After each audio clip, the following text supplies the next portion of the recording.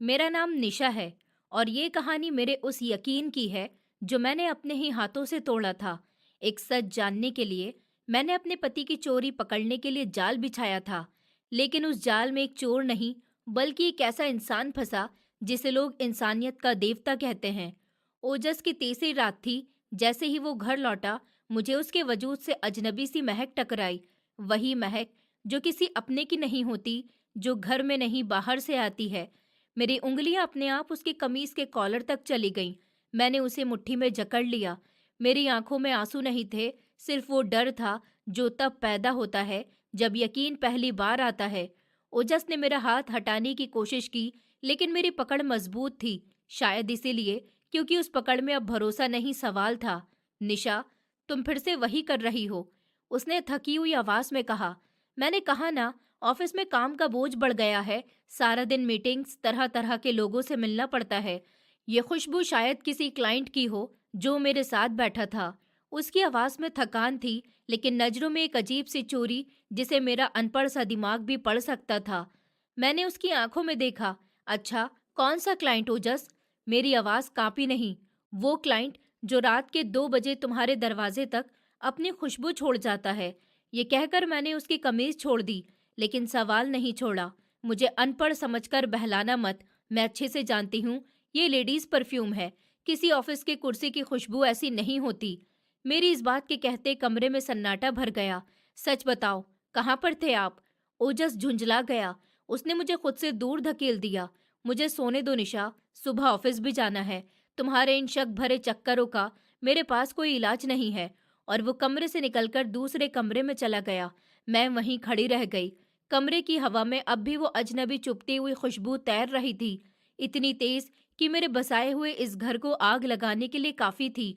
ये तकलीफ, मेरा ये रातों का जागना, मेरी किस्मत में हमेशा से नहीं था। हम 3 बहन भाई थे। गरीबी हमारा बिछोना थी और मजबूरी हमारी छत। हमारे पापा का साया तो बहुत पहले ही हमारे सर से उड़ चुका था, और माँ ने सिलाई कढ़ाई कर करके हमें जिंदा रखा, हमें पाला। और मैं सबसे बड़ी थी, इसलिए सबसे बड़ी होने की कीमत भी मुझे ही चुकानी पड़ी। मेरी पढ़ाई कुर्बान हो गई ताकि मेरे छोटे बहन भाई स्कूल जा सके, वो लोग पढ़ सके, वरना इतना खर्चा माँ कैसे उठाती। मैं अपनी माँ के काम में मदद करती, बस इस तरह मैं अनपढ़ रह गई, बिल्कुल कोरी स्लेट की तरह। मेरी मम्मी ने अपनी दोस्त के बेटे से मेरा रिश्ता तय कर दिया था। उस वक्त हम सब बच्चे ही थे, और ओजस की माँ यानी कि मेरी आंटी को भी इस रिश्ते पर कोई ऐतराज नहीं था, क्योंकि तब ओजस भी कुछ नहीं था। पर वक्त बदला और ओजस होशियार था। वो पढ़ लिख गया और शहर में सरकारी ऑफिसर बन गया। जिस दिन ओजस का रिजल्ट आया था और उसकी नौकरी का लेटर मिला था, तो उसी शाम उसकी मम्मी यानी कि आंटी हमारे घर पर आई थी। उनका अंदाज अब कुछ बदला हुआ सा था। देखो शारदा, अब हालात वो नहीं रहे जो पहले थे। मेरा बेटा ओजस ऑफिसर है, बड़े बड़े लोगों में उठना बैठना है उसका। तुम्हारी निशा तो अपना नाम भी नहीं लिख सकती। मेरा बेटा अपने दोस्तों में उसको साथ लेकर जाते हुए भी शर्मिंदा महसूस होगा। आंटी ने बिना किसी शर्मिंदगी के मेरी माँ के सामने अपनी ये बात आकर रख दी थी। मुझे समझ में नहीं आ रहा था, वो तो मेरी माँ की इतनी अच्छी दोस्त थी, पर अचानक से वो कैसे बदल गई। मेरी माँ का चेहरा फीका पड़ गया था। लेकिन प्रभा, ये जुबान तो कितने सालों से दी गई थी ना, अब हम निशा को लेकर कहाँ जाएंगे? जुबान हालात के साथ बदल भी जाती है शारदा। मैं अपने बेटे का फ्यूचर खराब नहीं कर सकती हूँ। आंटी ने अपना फैसला सुना दिया और उठ खड़ी हुई। मैं कमरे के दरवाजे के पीछे खड़ी हुई ये सब कुछ सुन रही थी, और मेरे आंसू मेरे दुपट्टे में समा रहे थे। मुझे अपनी जहालत और अनपढ़ होने पर इतना ज्यादा गुस्सा पहले कभी नहीं आया था जितना उस दिन आ रहा था। पर तभी दरवाजा खुला और ओजस अंदर दाखिल हो गया। क्या हो रहा है यहाँ पर? उसने अपनी माँ और मेरी रोती हुई माँ को देखा। कुछ नहीं बेटा, मैं बस तेरी बेहतरी की बात कर रही थी। आंटी ने फौरन से ही बात बदल दी। मैं सब सुन चुका हूँ माँ। ओजस की आवाज में एक अजीब सी गूंज थी। अगर मैं ऑफिसर बन गया हूँ तो इसका मतलब ये नहीं कि मैं वादे के खिलाफ जाऊंगा। निशा मेरी मंगेतर थी और वही रहेगी। पर बेटा, वो अनपढ़ जाहिल है। आंटी ने आखिरी कोशिश करी कि ये रिश्ता वहीं टूट जाए, पर ओजस बोला तो क्या हुआ माँ, अगर उसके पास डिग्री नहीं है? माँ, परवरिश तो है ना। निशा की परवरिश आप जैसी है, और मुझे उससे बेहतर जीवन साथी कहीं भी नहीं मिल सकती। अब अगर शादी होगी तो सिर्फ निशा से होगी, वरना मैं कुंवारा ही रहूंगा। उस दिन ओजस ने मेरे लिए अपनी माँ के सामने स्टैंड लिया था। उसकी इस बात ने मेरे दिल में उसके लिए प्यार का बीज बो दिया था, जो अब पेड़ बन चुका था। शादी सादगी से हो गई। शादी के बाद की शुरुआत के 2 साल बिल्कुल सपनों की तरह गुजरे थे। ओजस मुझे बहुत ज्यादा चाहता था। कभी कभी मुझे लो फील होता और मैं ओवर थिंकिंग करती कि शायद मैं उसके काबिल ही नहीं हूँ। मैं उसके स्टेटस से मैच भी नहीं करती। पर वो हमेशा ही मुस्कुराकर मेरा माथा चूम लेता और कहता, निशा, तुम जिस तरह से मेरा ख्याल रखती हो, प्यार से मेरे कपड़े प्रेस करके देती हो, मेरे लिए गरम गरम खाना बनाती हो, ये सब उन फाइलों और सब चीज़ों से ज़्यादा ज़रूरी है। मुझे तुम में किसी तरह का घमंड भी नहीं दिखता और यही तुम्हारी सबसे बड़ी डिग्री है। उसकी बातें मुझे बहुत ज़्यादा खुश कर देती थी। हम साथ में बहुत खुश थे। आंटी का व्यवहार भी अब मेरे साथ थोड़ा बेहतर हो गया था, क्योंकि मैं उनका ख्याल रखने में कभी कोई कसर नहीं छोड़ती थी। पर हमारी खुशियों को शायद किसी की नज़र ही लग गई थी। शादी को 2 साल हो गए थे, पर हमारे आंगन में किसी बच्चे की खुशी नहीं थी।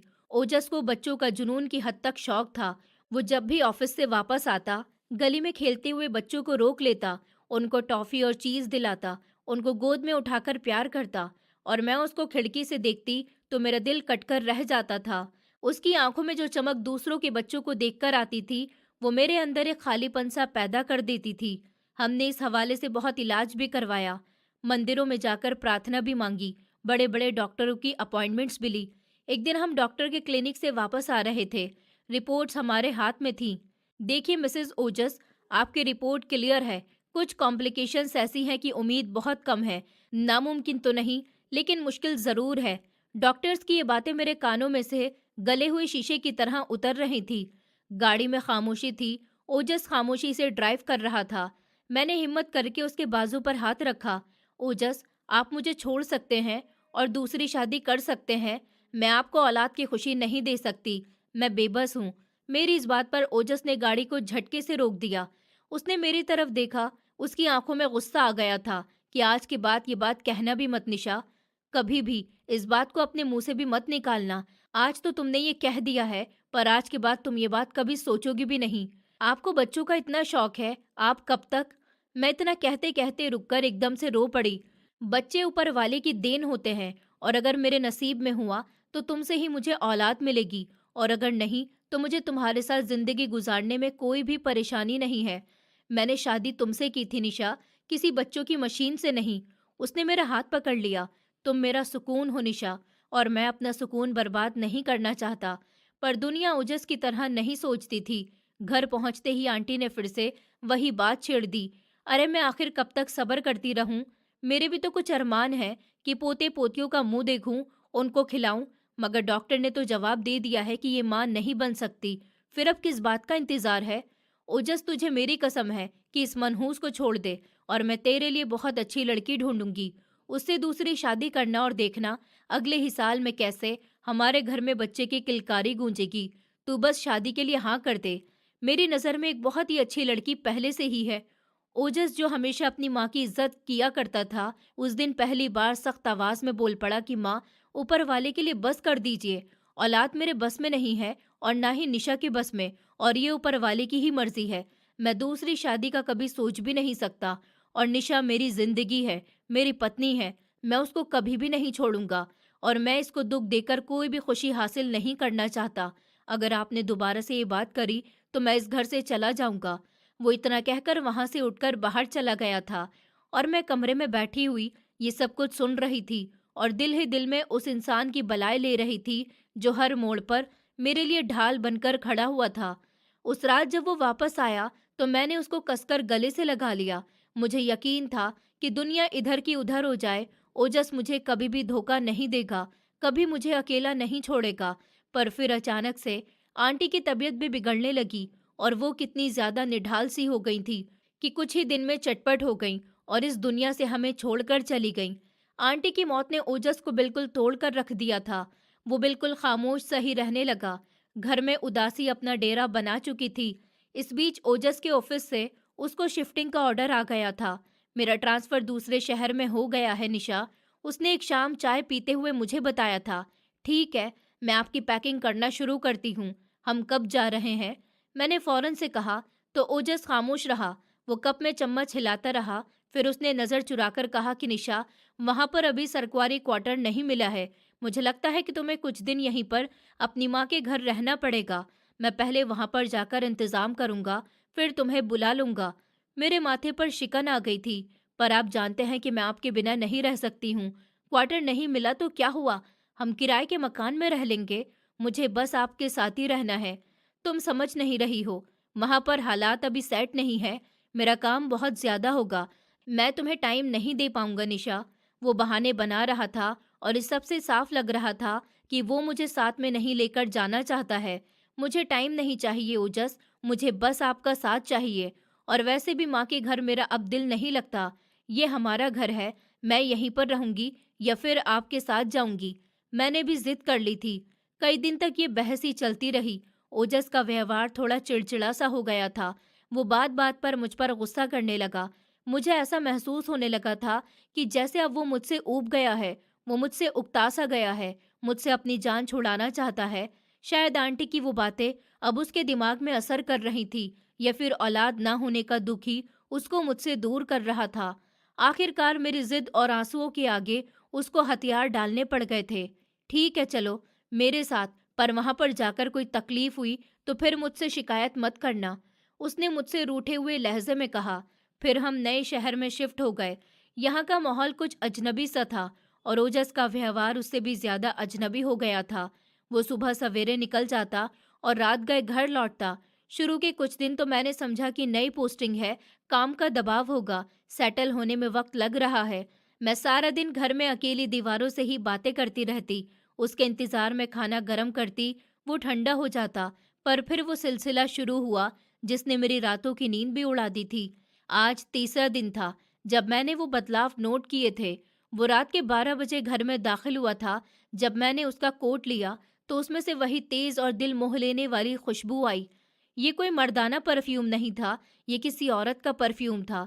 मैंने उनसे कांपती हुई आवाज में पूछा कि ये कौन सी मीटिंग थी जिसमें ये खुशबू आ रही है। मैंने उसकी कमीज को सूंघा। उसने घबराकर मुझे पीछे किया। निशा, तुम पागल मत बनो। गाड़ी में मैंने एक साथी को लिफ्ट दी थी, शायद ये उसकी खुशबू हो। कौन सा साथी? कोई औरत? मेरा शक यकीन में बदलने लगा था। हाँ, ऑफिस की ही कलीग थी। उसकी गाड़ी खराब हो गई थी। बस अब ज्यादा सवाल मत करो। इतना कहते ही वो बिस्तर पर लेट गया और करवट बदलने लगा, पर मेरा दिल नहीं माना था। अगली रात फिर से वही हुआ। वो लेट आया था और वही खुशबू, वही बहाने। कभी गाड़ी खराब होने का बहाना, तो कभी ट्रैफिक का, कभी किसी दोस्त के साथ घूमने का, पर वो खुशबू नहीं बदलती थी। हर रात उसके कपड़ों में बसी हुई थी, जैसे कि वो किसी के साथ किसी की बाहों में रहकर आया हो। मैंने कई बार उससे पूछने की कोशिश करी, लड़ाई करी, रोई भी, मिन्नत भी करी कि सच बता दो, क्या आप मुझे धोखा दे रहे हैं ओजस? कि आपने दूसरी शादी करने का इरादा कर लिया है? आप किसी को पसंद करते हैं? एक बार मैंने उसके कदमों में बैठकर पूछा था तो वो मुस्कुरा दिया, एक जहरीली मुस्कुराहट। सबसे बड़ी बात यकीन होती है निशा। अगर पति पत्नी एक दूसरे पर यकीन करते हैं तो जिंदगी आसान होती है। तुम बिना वजह अपनी और मेरी जिंदगी को मुश्किल कर रही हो, क्योंकि भरोसा अंधा होता है। ओजस, पर मेरी नाक नहीं है, मेरी आंखें नहीं है क्या? मैं कुछ देख नहीं रही क्या? मेरी नाक की परफ्यूम नहीं सूंघ रही? आप बदल गए हैं। आप वो पहले जैसे ओजस नहीं रहे जो मेरे लिए दुनिया से लड़ गए थे। उसने कोई जवाब नहीं दिया और सो गया। उसकी ये बेरुखी मेरे दिल में चाकू की तरह चुभ रही थी। वो इंसान जो मेरी जरा सी उदासी पर बिल्कुल तड़प जाता था, अब मेरे आंसू पर भी वो नहीं पिघलता था।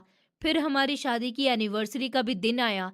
मैंने सुबह से तैयारी करी थी, उसका फेवरेट खाना बनाया, घर भी सजाया, नए कपड़े पहने। मैंने सोचा था कि आज हम पुरानी बातें याद करेंगे, शायद वो पुराना ओजस लौट आएगा। उसने वादा किया था कि वो जल्दी घर आ जाएगा। शाम ढल गई, रात हो गई, घड़ियां बीत गईं।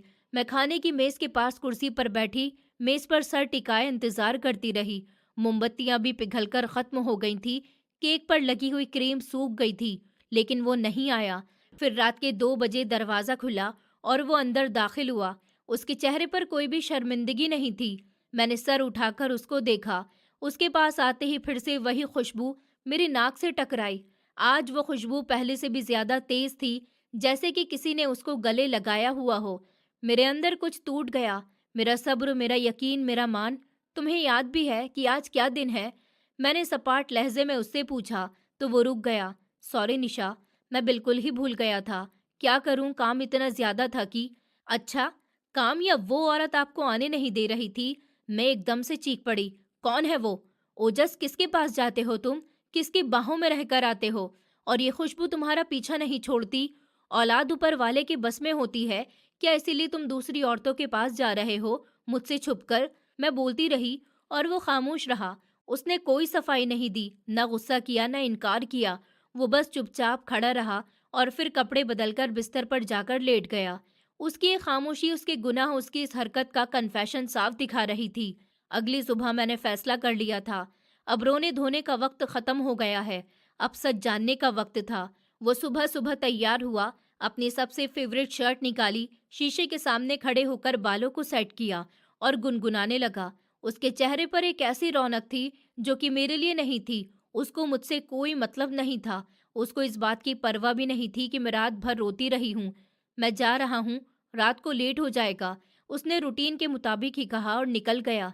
मैं सीधी सामने वाले फ्लैट में गई। वहां पर एक औरत रहती थी, बहुत तेज तर्रार। मैंने उनके सामने अपना दिल खोलकर रख दिया तो वो बोली, देखो निशा, उन्होंने मेरी बात सुनकर कहा कि आजकल के मर्दों पर कोई भी भरोसा नहीं है। जरूर तुम्हारा पति किसी दूसरी औरत के चक्कर में पड़ गया है। ये खुशबू, ये लेट घर आना, ये सब निशानियां हैं। तुम्हें अपने पति पर कड़ी नजर रखनी चाहिए।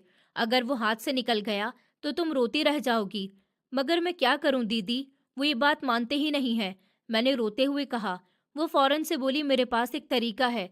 वो अंदर गई और एक छोटा सा ताला लेकर आई। ये एक सीक्रेट कैमरा है और ये ट्रैकर का काम भी करता है। ये बहुत छोटा सा है, इसको अपने पति की गाड़ी में कहीं पर छुपा दो तो तुम्हारे मोबाइल पर सब कुछ लाइव नजर आएगा। तुम्हें पता चल जाएगा कि वो किस गली में जाता है और किससे मिलता है। मेरे हाथ कांप रहे थे जब मैंने वो डिवाइस पकड़ा। मेरे दिमाग में कुछ बातें घूम गईं। क्या मुझे अब अपने ओजस पर जासूसी करनी पड़ेगी? पर मेरे पास कोई और चारा भी नहीं था। अगली रात जब ओजस सो रहा था तो मैं चोरी चुपके उसकी गाड़ी की चाबी लेकर नीचे गई। पार्किंग में अंधेरा हो रहा था। मेरा दिल जोर जोर से धड़क रहा था। मैंने गाड़ी का दरवाजा खोला और वो छोटा सा कैमरा डैशबोर्ड के नीचे टिश्यू बॉक्स के पीछे छुपा दिया, जहां से फ्रंट सीट और बाहर का मंजर भी साफ नजर आ सके। मैं वापस ऊपर आ गई तो मेरा जिस्म पसीने से भीगा हुआ था। ऐसा लग रहा था कि जैसे मैं कोई जुर्म करके आई हूँ, पर ये जुर्म मुझे अपने घर को बचाने के लिए करना ही था। अगली शाम वो घर थोड़ी देर से लौटा था और अब उसका जाने का वक्त हुआ। उसने हमेशा की तरह मुझे बाय बोला और निकल गया। जैसे ही वो गया, मैंने भी कांपते हुए हाथों से मोबाइल को खोल लिया और ऐप ओपन कर ली। स्क्रीन पर गाड़ी का अंदर का मंजर दिख रहा था। वो गाड़ी चला रहा था। ऐ ऊपर वाले, जो मैं सोच रही हूँ वो सब झूठ हो, बस ऐसा कुछ भी नहीं हो। मैं दिल ही दिल में ऊपर वाले से प्रार्थना करने लगी। गाड़ी शहर की सड़कों पर दौड़ रही थी। मेरा दिल हलक में अटका हुआ था। आधा घंटा गुजर गया, फिर 1 घंटा। गाड़ी न किसी 5 स्टार होटल की तरफ गई, ना ही किसी वीरान इलाके की तरफ और ना ही किसी प्राइवेट फ्लैट की तरफ। ये गाड़ी शहर के उस हिस्से की तरफ मुड़ रही थी जहां पर लोग दिन में भी जाने से कतराते थे। पुरानी इमारतें, तंग गलियां, ये शहर का सबसे बदनाम और अजीब सा इलाका था। ये यहाँ पर क्यों जा रहा है?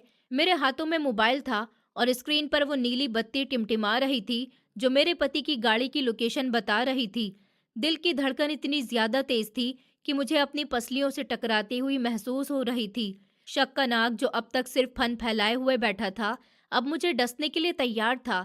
मैं घर की 4 दीवारी में कैद रहकर सिर्फ मोबाइल की स्क्रीन को घूरने में नहीं लगी रह सकती थी। मुझे अपनी आंखों से देखना था कि आखिर वो वहां पर क्या कर रहा है। मैं जल्दी से घर से निकली। गली के नुक्कड़ पर एक रिक्शा खड़ा हुआ था। मैं तकरीबन भागते हुए उस तक पहुंची। उस तरफ चलो भाई, मैंने उसको अपने मोबाइल पर वो लोकेशन दिखाई जहां पर ओजस की गाड़ी रुकी हुई थी। रिक्शा वाले ने एक नज़र लोकेशन को देखा और फिर हैरत से मेरी तरफ मुड़ा। उसके माथे पर बल पड़ गए। दीदी, आप किस जगह का कह रही है? ये जगह तो ठीक नहीं है। वहां का माहौल शरीफों के जाने वाला बिल्कुल नहीं है। आप वहां पर जाकर क्या करेंगी? रिक्शा वाले की बात पर मैं हैरत में आ गई थी, जिसने मेरे डर को और बढ़ा दिया था। तुम्हें किराया मिलेगा, तुम ये बहस मत करो, बस जल्दी से चलो, मुझे वहां जरूरी जाना है। हालांकि अंदर से मैं कांप रही थी।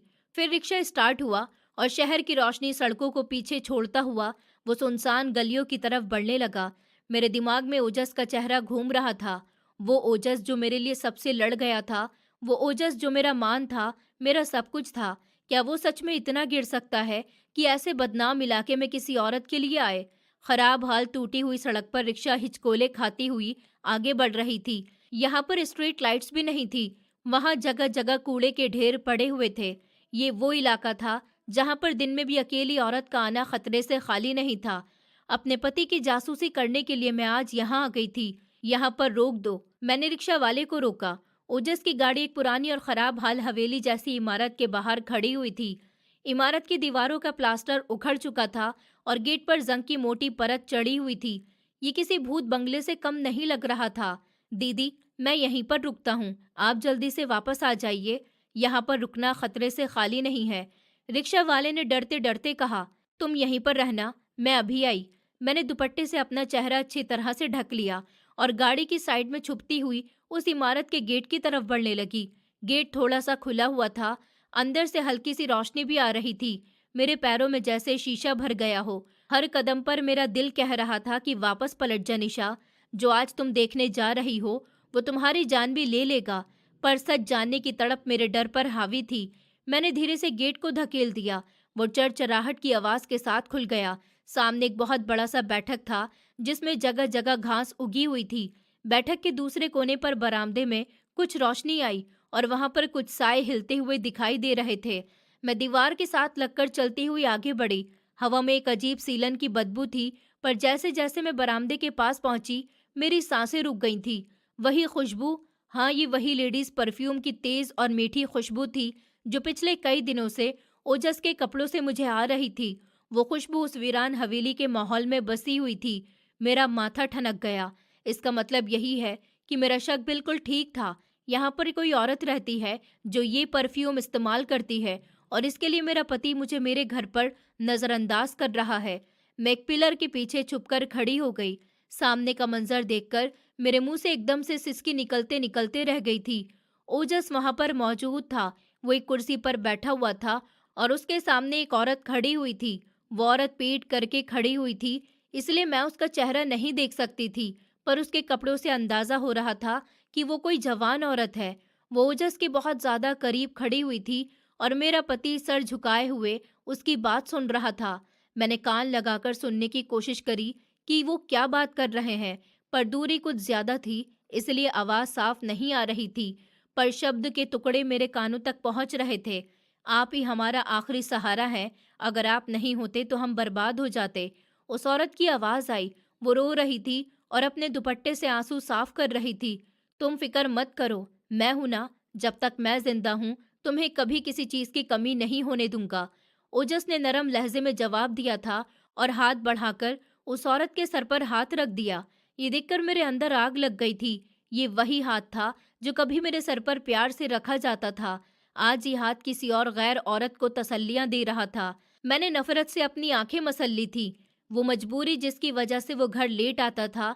उस औरत ने एक थैला ओजस की तरफ बढ़ा दिया। ये आपके लिए है, प्लीज मना मत कीजिएगा। ओजस ने वो थैला पकड़ लिया। ये क्या है? कुछ नहीं, बस छोटी सी चीज है। आप हमारे लिए इतना सब करते हैं तो हमारा भी हक बनता है। उस औरत की आवाज में एक अजीब सा अपनापन था। मेरा खून खौल रहा था। मेरा पति मुझसे पैसे बचाकर इस औरत पर उठा रहा था और बदले में तोहफे भी वसूल कर रहा था। मुझे लगा मुझे और किसी सबूत की जरूरत ही नहीं है। मैं अभी जाऊंगी और उसका गिरेबान पकड़कर पूछूंगी कि ये सब क्या तमाशा है। मैं अभी अपने कदम बढ़ाने ही वाली थी कि अचानक से एक और दरवाजा खुल गया और वहां पर से दो और औरतें बाहर निकल आईं। उनके हाथों में भी कुछ सामान था। उन्होंने आते ही ओजस को घेर लिया। भाई साहब, आप आ गए हैं, हम कब से आपका इंतजार कर रहे थे। एक औरत बोली तो वो मुस्कुराकर खड़ा हो गया। हाँ, बस ऑफिस में काम ज्यादा था इसलिए देर हो गई।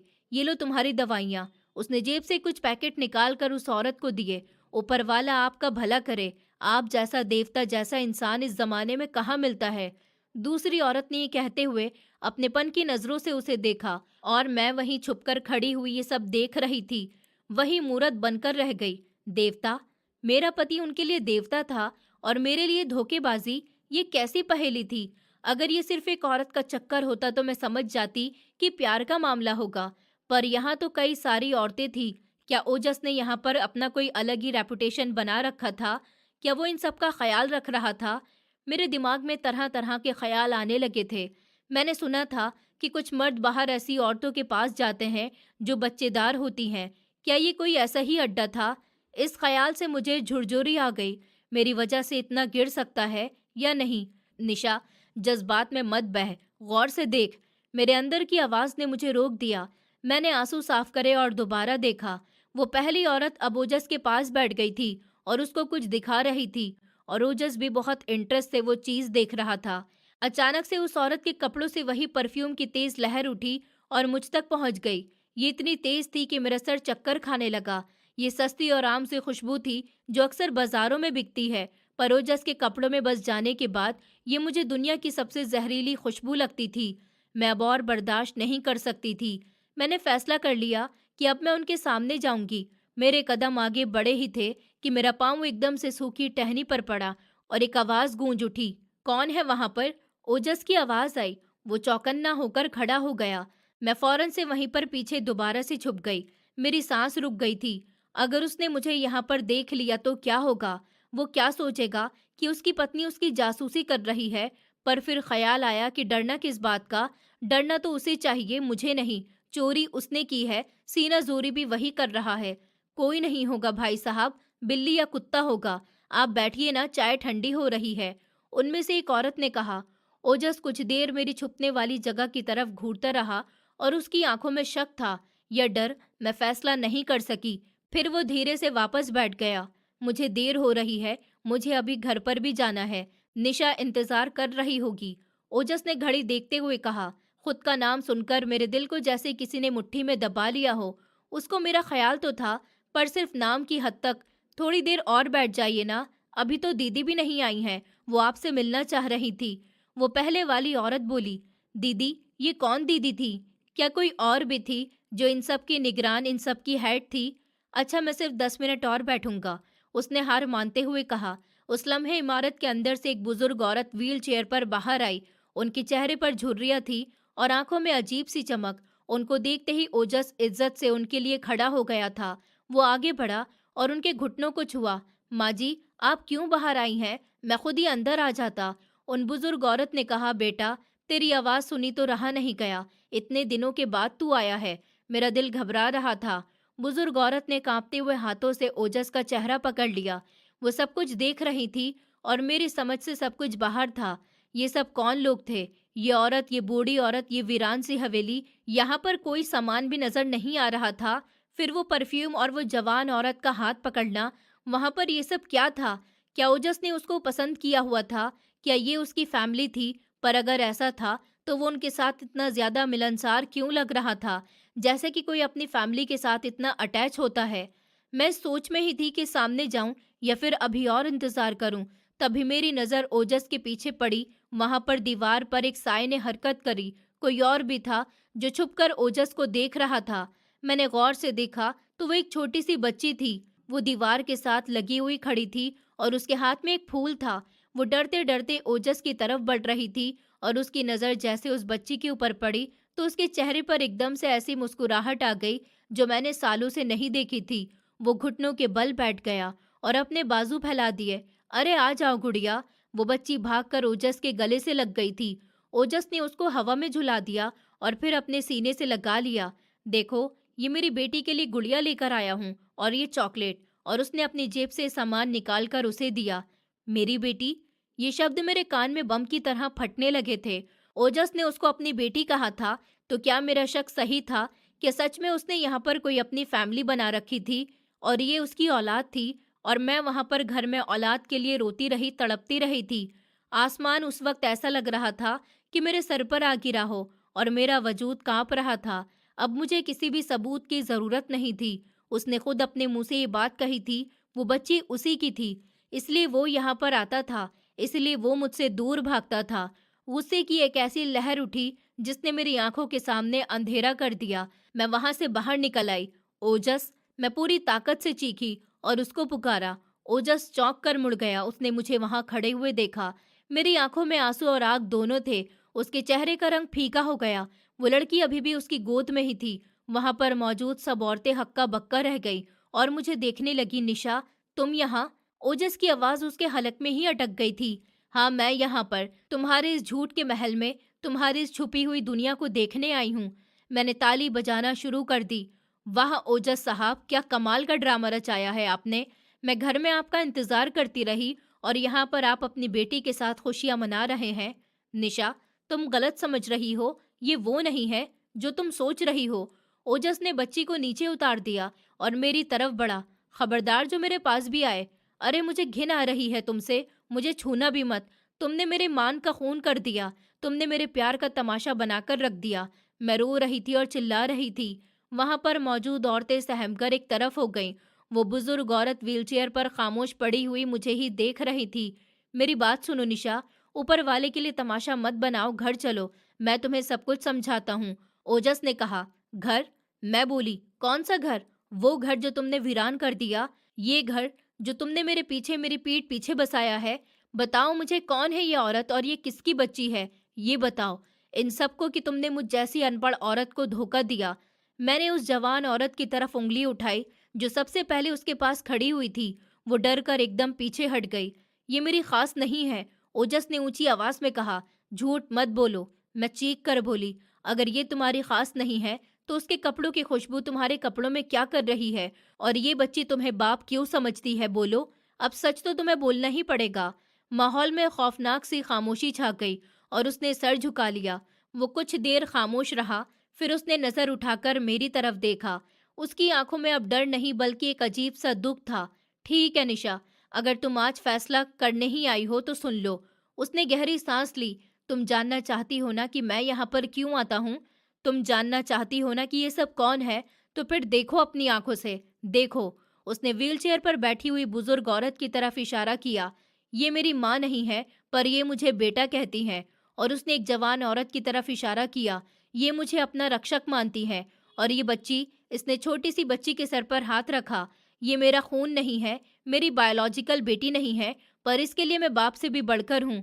ये क्या पहेलियां बुझा रहे हो? सीधी सीधी तरह से बताओ ना, तुम्हारा इन सब से क्या रिश्ता है? मैं अभी भी गुस्से में ही थी। रिश्ता? ओजस ने कड़वी सी मुस्कुराहट चेहरे पर लाई।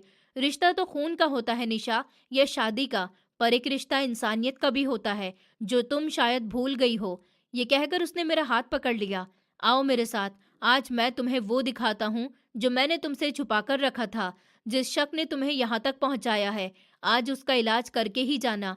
वो मुझे खींचता हुआ उस हवेली के अंदर ले जाने लगा। मेरा दिल अभी भी कुछ मानने को तैयार नहीं था, पर उसके लहजे में एक ऐसी सच्चाई थी जिसने मेरे कदमों को उसके साथ चलने पर मजबूर ही कर दिया। हम अंदर के बरामदे की तरफ बढ़े, जहां से रोने और सिसकियों की आवाज आ रही थी। आज की रात राज खुलने की रात थी। आज की रात फैसला होने वाला था कि ओजस देवता है या फिर दरिंदा। और मैं कांपते हुए वजूद के साथ ही सच्चाई का सामना करने के लिए बिल्कुल तैयार थी। ओजस ने मेरा हाथ इतनी मजबूती से पकड़ रखा था कि मेरी कलाई भी दुखने लगी। वो मुझे खींचता हुआ उस हवेली जैसी इमारत के खामोशी से भरे बरामदे में लेकर आया। बाहर की हवा ठंडी थी, पर अंदर दाखिल होते ही एक अजीब सी घुटन और दवाइयों की मिली जुली सी बदबू ने मेरा स्वागत किया। यहाँ पर देखो निशा। ओजस की आवाज में गुस्सा नहीं, बल्कि एक गहरा दर्द था। अपनी वो आंखें खोलो जिन पर शक की पट्टी बंधी हुई है। देखो, मैं किन से मिलने के लिए यहाँ पर आता हूँ। हम एक बड़े हॉल जैसे कमरे के दरवाजे पर खड़े थे। कमरे में हल्की सी रोशनी थी। वहां पर जमीन पर बिछे हुए मैले से गद्दों पर कई वजूद लेटे हुए थे। मैंने डरते डरते अंदर झांका। कौन लोग हैं? मैंने हल्की आवाज में पूछा। मेरा गुस्सा अब हैरत में बदल रहा था। ओजस मुझे एक बिस्तर के पास लेकर गया। वहां एक औरत लेटी हुई थी, जिसका आधा चेहरा दुपट्टे से ढका हुआ था। वो दर्द से कर्राह रही थी। बहन, उसने नरमी से उस औरत को पुकारा, तो उस औरत ने चौंक कर देखा। उसकी दूसरी आंख सही थी, पर उसमें वीरानी थी। भाई, आप तो चले गए थे। उस औरत ने उठने की कोशिश करी। तुम लेटी रहो। मैं बस ये पूछने के लिए आया था कि दवाई का आराम आया या फिर नहीं। और उसने उसको इशारे से रोका। हाँ भाई, बस जलन कम नहीं हो रही। उस औरत की आवाज कांप रही थी। मैंने गौर से देखा। उसके दुपट्टे का पल्लू थोड़ा सा सरक गया। मेरे मुंह से एकदम से चीख निकल गई। उसका आधा चेहरा और गर्दन बुरी तरह से झुलसी हुई थी। उसकी शक्ल बिगड़ चुकी थी। ये किसी तेजाब का जख्म था। मैं डर से 2 कदम पीछे हट गई। मेरा दिल दहल गया। देखा तुमने निशा? ओजस मेरी तरफ मुड़ गया और मेरी आंखों में आंखें डालकर बोला कि ये है वो औरत जिसके प्यार में तुमने मुझे मुजरिम बना दिया। ये बहन जो है, इसके पति ने इसको सिर्फ इसीलिए तेजाब से जला दिया क्योंकि उसने दहेज के ताने का जवाब दिया था। इसका अपना सगा भाई उसको रखने को तैयार नहीं था क्योंकि उसको अपनी इज्जत खराब होने का डर था। मैं उसको यहाँ पर लेकर आया, मैंने इसका इलाज करवाया। क्या तुम्हें इसके जले हुए चेहरे में कोई शक नजर आता है? मेरी जुबान तलवे से चिपक गई। मुझे अपनी वो सब बातें याद आईं जो मैंने अभी अभी बाहर कही थी कि किसकी बाहों में रहकर आते हो। शर्मिंदगी का पहला कतरा मेरे माथे पर आ गया। चलो आगे, अभी तो तमाशा खत्म नहीं हुआ, ओजस ने कड़वाहट से कहा और मुझे आगे धकेल दिया। हम दूसरे कमरे में गए। यहाँ पर बूढ़ी औरतें थीं, खांसी और कर्राहने की आवाज गूंज रही थी। एक कोने में एक बूढ़ी औरत बैठी हुई दीवार को देख रही थी। उनके बाल बिखरे हुए थे और कपड़े बहुत पुराने से थे। ओजस उनके पास गया और बोला, माँ जी, खाना खाया आपने? तो वो बूढ़ी औरत चौंक गई और ओजस को खाली नजरों से देखने लगी। फिर उनके चेहरे पर एक उम्मीद जाग गई।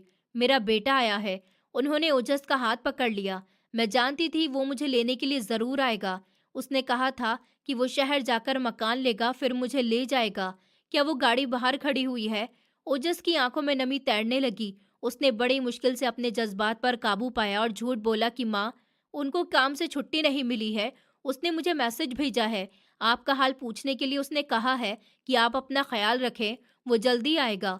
बूढ़ी औरत का चेहरा फिर से बुझ गया था। वो ओजस का हाथ छोड़कर दोबारा से दीवार को देखने लगी। ओजस मेरी तरफ पलटा। देख रही हो निशा, ये वो माएँ हैं जिनको उनके बेटों ने कूड़ेदान में फेंक दिया। उनके बेटे ने 3 साल पहले उनको यहाँ छोड़ दिया था और मुड़कर नहीं देखा।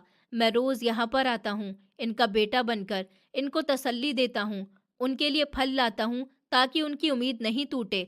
क्या तुम्हें लगता है कि मैं यहाँ पर किसी गलत काम के लिए आता हूँ? मेरा सर झुक गया था। मेरे पास बोलने के लिए कुछ नहीं बचा था। मेरा शक, मेरी जलन, सब कुछ इस हकीकत के सामने रेत की दीवार की तरह लग रहा था। मैं कितना ज्यादा गलत थी। मैंने सोचा था कि वो किसी होटल में जाता है, पर यहाँ तो हर तरफ दुख, दर्द और आंसू ही थे। पर वो परफ्यूम, मेरे दिमाग में अभी भी वो सवाल अटका हुआ था। वो जवान औरत का मेकअप, वो सब क्या था? मैंने नजरें उठाकर ओजस को देखा। यहाँ पर आओ। ओजस मुझे हॉल के आखिरी हिस्से की तरफ ले गया। वहां पर कुछ लड़कियां सिलाई मशीन पर काम कर रही थी। उनमें से अक्सर के चेहरे पर चोट के निशान थे या वो किसी न किसी लाचारी का शिकार थी। उनमें वो लड़की भी थी जो बाहर ओजस को थैला दे रही थी और जिसके परफ्यूम की खुशबू ने मुझे पागल कर रखा था। वो लड़की हमें देखकर खड़ी हो गई। भाई, ये निशा भाभी हैं। उसने मेरी तरफ देखकर मुस्कुराते हुए पूछा। उसकी मुस्कुराहट में मासूमियत थी। हाँ, ये तुम सबकी भाभी निशा हैं। ओजस ने मेरा इंट्रो करवाया। नमस्ते भाभी, हमने भाई साहब से आपकी बहुत ज्यादा तारीफ सुनी थी। वो कहते हैं कि आप दुनिया की सबसे अच्छी पत्नी हैं। उस लड़की ने आगे बढ़कर जोश से मुझे ये बातें कहीं। जैसे ही वो मेरे पास आई तो वही तेज खुशबू मेरी नाक से टकराई थी। अब मैं उसके चेहरे को पास से देख रही थी। उसकी एक आंख के नीचे एक गहरा जख्म था जिसको उसने मेकअप से छुपाने की नाकाम कोशिश कर रखी थी। ये मेकअप का सामान बेचती है। ओजस ने मेरी हैरत भरी नजरों का जवाब दिया। ये घर घर जाकर सस्ता परफ्यूम और क्रीम्स, मेकअप का सामान बेचती है ताकि अपना और अपनी बेटी का पेट पाल सके। इसका पति नशा करता था और उसको मारता था। ये अपनी जान बचाकर यहाँ पर आई है। इसके पास और कोई हुनर भी नहीं था। मैंने इसको ये सामान होलसेल मार्केट से लेकर दिया। उस लड़की ने अपना थैला उठाया। भाभी, ये देखिए, ये नया स्टॉक है। इसमें कुछ शीशियां लीक हो गई थी तो उनकी खुशबू मेरे कपड़ों में बस गई है। भाई अक्सर मेरी मदद भी करते हैं सामान उठाने में, शायद इसीलिए उनके कपड़ों में भी खुशबू आ जाती होगी। मैंने भाई से कहा था कि ये अच्छा नहीं लगता, लेकिन ये कहते हैं कि मेहनत की खुशबू से बेहतर कोई भी खुशबू नहीं होती। उस वक्त जमीन मेरे पैरों के नीचे से निकल गई थी। तो ये थी हकीकत। वो खुशबू किसी बदकिरदारी की नहीं थी। वो किसी औरत के साथ नहीं था। वो एक मजबूर बहन की मेहनत की खुशबू थी जो टूटी हुई शीशियों से निकलकर मेरे पति तक पहुंच गई थी। और मैंने उसको क्या से क्या समझ लिया। मेरा दिल चाहा कि जमीन फट जाए और मैं उसमें समा जाऊं। मैंने ओजस को कितना दुख दिया था। मैंने उसको बेवकूफ कहा, धोखेबाज कहा, और वो यहाँ पर सबका देवता बना हुआ था। मैंने ओजस की तरफ देखा। वो खामोशी से उस लड़की के सर पर हाथ रख रहा था। तुम जाओ, अब अपना काम करो। निशा थोड़ी परेशान थी, इसलिए मेरे साथ चली आई। वो वापस अपने काम में लग गई। हम वहां से निकलकर बैठक की तरफ आ गए। निशा, ओजस ने दीवार के साथ टेक लगा ली। तुमने कहा था कि हम औलाद के लिए तरस रहे हैं, तुमने कहा था कि मैं यहाँ पर अपनी बेटी से मिलने के लिए आता हूँ। उसी वक्त एक छोटी सी बच्ची, वही जो बाहर गुड़िया लेकर खुश हो रही थी, भागती हुई आई और ओजस की टांगों से लिपट गई। पापा, मुझे भूख लगी है, उसने मासूमियत से कहा। उसने उसको गोद में उठा लिया। मेरी आंखों में आंसू आ गए थे। ये बच्ची उसको पापा कह रही थी, पर अब मुझे उस शब्द में धोखा नहीं बल्कि प्यार नजर आ रहा था।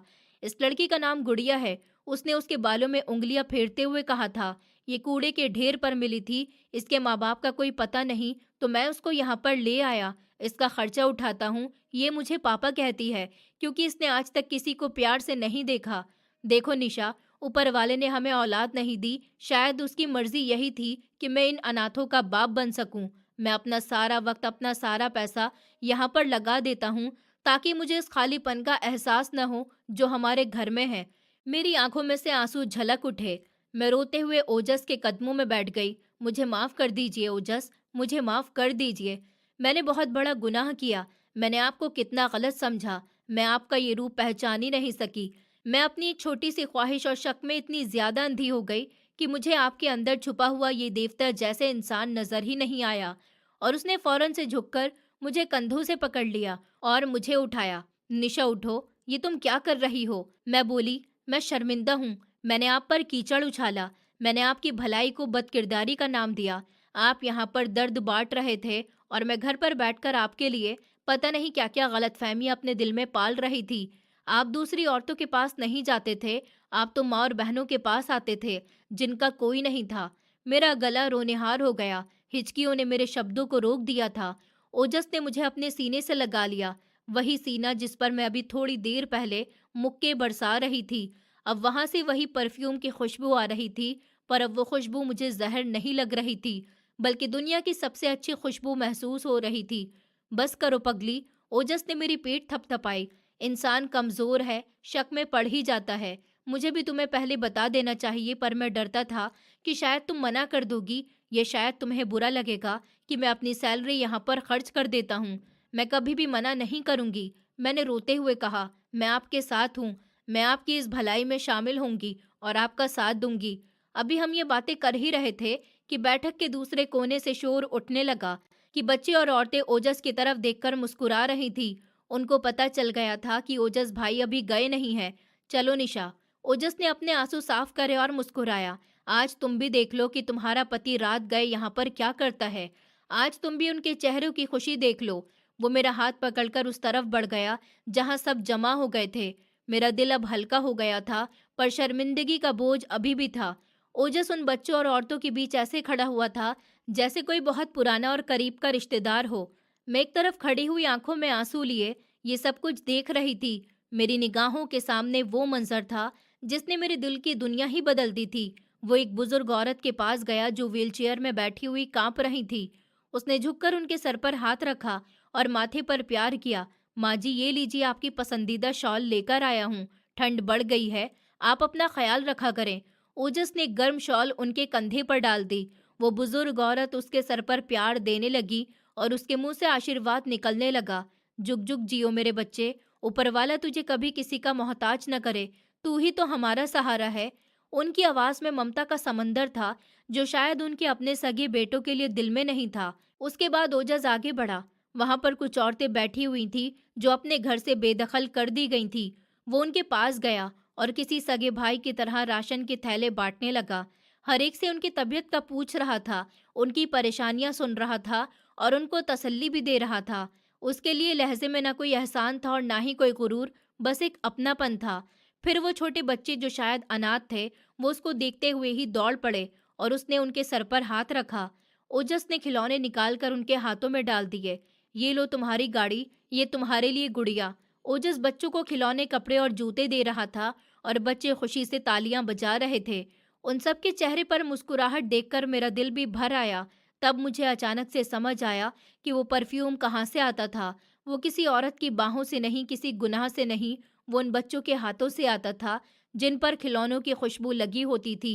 उन औरतों की साड़ियों से आता था जिनके आंसू आज थोड़ी देर को थम गए थे। उन बूढ़ी सांसों से आता था जिनको कोई माँ कहकर बुला लेता था। वो खुशबू इत्र की नहीं थी, वो खुशबू इंसानियत की थी। मैं वहीं पर खड़ी थी, आंसू बिना आवाज के बह रहे थे। आज पहली बार मुझे अपने शक पर शर्म आ रही थी। मैंने अपने दिल में एक देवता को दरिंदा बना दिया था। ओजस बच्चों के बीच खड़ा था। कोई उसका हाथ पकड़ रहा था, कोई उसकी टांगों से लिपटा हुआ था, कोई उसे पापा कहकर बुला रहा था और कोई बस उसकी परछाई में सुकून ढूंढ रहा था। और मैं उसे अब देख पा रही थी, बिल्कुल साफ, बिना किसी शक की पट्टी के। वो मेरा पति था, लेकिन उससे पहले वो उन सब का सहारा था जिनका इस दुनिया में कोई नहीं था। मैं धीरे धीरे उसके पास गई, इस बार बिना गुस्से के और ना किसी शिकायत के साथ, बस एक औरत की तरह जो अपने आदमी को समझ चुकी थी। मैंने उसका हाथ थाम लिया। उसने मेरी तरफ देखा। आंखों में वही सुकून था जो किसी लंबी थकी रात के बाद आता है। चलो, उसने हल्की मुस्कान के साथ कहा कि अब घर चलते हैं। मैंने सर हिला दिया। आज पहली बार वो घर मुझे वीरान नहीं लगा। आज मुझे यकीन हो गया था कि जिस आदमी का दिल इतना बड़ा हो, उसके साथ खालीपन टिक ही नहीं सकता। उस रात में एक शक लेकर आई थी और एक सच लेकर लौटी। एक ऐसा सच जिसने मेरे दिल को भी इंसान बना दिया। मैं चुप थी। मेरे अंदर बहुत कुछ टूटा था और साथ ही बहुत कुछ जुड़ा भी था। शायद उसे पता था कि शब्दों से ज्यादा मुझे उस वक्त खामोशी की जरूरत थी। उसकी आंखों में कोई शिकायत नहीं थी, कोई नाराजगी नहीं थी, बस वही पुराना अपनापन था जो मैंने इतने महीनों से खो दिया था। मैंने पहली बार उसका हाथ खुद से थामा। मेरी उंगलियां कांप रही थी, जैसा आज पहली बार उसे छू रही हूं। उसने बिना कुछ कहे मेरी उंगलियों को अपनी हथेलियों में कस लिया। वो पकड़ शिकायत की नहीं थी, वो पकड़ यकीन की थी। दिल इतना भारी था कि सांस लेना भी मुश्किल लग रहा था। ओजस मेरे सामने आकर बैठ गया। निशा, उसने मेरा नाम लिया, बहुत धीमे से, इतने प्यार से कि मेरी आंखें फिर भर आईं। मैं जानता हूँ तुम्हें बहुत तकलीफ हुई है, उसने कहा, और शायद मेरी खामोशी ने तुम्हें सबसे ज्यादा चोट पहुंचाई। मैंने सर झुका लिया कि मुझे माफ कर दीजिए। मैंने कांपती हुई आवाज में कहा, मैं आपके प्यार को शक में तोलती रही। मैं भूल गई थी कि जिस आदमी ने मुझे इतना सच्चा प्यार दिया, वो किसी और का हो ही नहीं सकता। ओजस ने अपना हाथ मेरे गाल पर रखा। उसकी हथेली की गर्मी मेरे दिल तक उतर गई। गलतफहमी इंसान से गलती करवा देती है, उसने कहा, लेकिन तुमने कभी मेरे इरादों पर शक नहीं किया, बस मेरे रास्तों को नहीं समझ पाई। मैंने उसकी आंखों में देखा। आज उनमें डर नहीं था, बस राहत थी। मैं अपने आप उसके सीने से लग गई, इतने दिनों के बाद, कि लगा जैसे ये पहला पल हो। उसने मुझे बाहों में समेट लिया। एक टूटे हुए रिश्ते को दोबारा सांस मिल रही थी। मैं उसकी छाती पर सर रखे रोती रही। वो मेरे बालों में उंगलियां फिराता रहा। अब कोई शक नहीं होगा हमारे बीच, मैंने कहा। अब सिर्फ आप हैं और मैं। उसने मेरे माथे पर हल्का सा प्यार दिया। वो प्यार भरोसे का था। उस रात हम साथ में लेटे थे। बातें बहुत कम हुई, लेकिन दिल बहुत कुछ कह गया था। कई महीनों की गलतफहमियां एक सच्चाई में पिघल गईं और मुझे पहली बार महसूस हुआ कि प्यार सिर्फ पास होने का नाम नहीं है। प्यार उस यकीन का नाम है जो हर शक के बाद भी बचा रह जाए, और यही शक रिश्तों को सबसे ज्यादा नुकसान पहुंचाता है। जब हम बिना सच जाने किसी अपने पर आरोप लगा देते हैं, तो हम उसके प्यार और इरादों को चोट पहुंचाते हैं। हर खामोशी गुनाह नहीं होती और हर दूरी बेवफाई नहीं होती। कभी कभी इंसान अपने दर्द और अच्छाई को छुपाकर दूसरों के लिए जीता है। रिश्तों में सवाल करना गलत नहीं है, लेकिन बिना सुने और बिना समझे फैसला करना गलत है। सच्चा प्यार वही है जो सच सामने आने के बाद भी शर्म, माफी और भरोसे के साथ बचा रहे। दोस्तों, उम्मीद करती हूँ आपको हमारी कहानी पसंद आई होगी। कहानी पसंद आई है तो वीडियो को लाइक करें, चैनल पर नए हैं तो चैनल को सब्सक्राइब करें और हाँ, नोटिफिकेशन बेल को ज़रूर दबाएं ताकि अगली अपडेट सबसे पहले आपको मिले।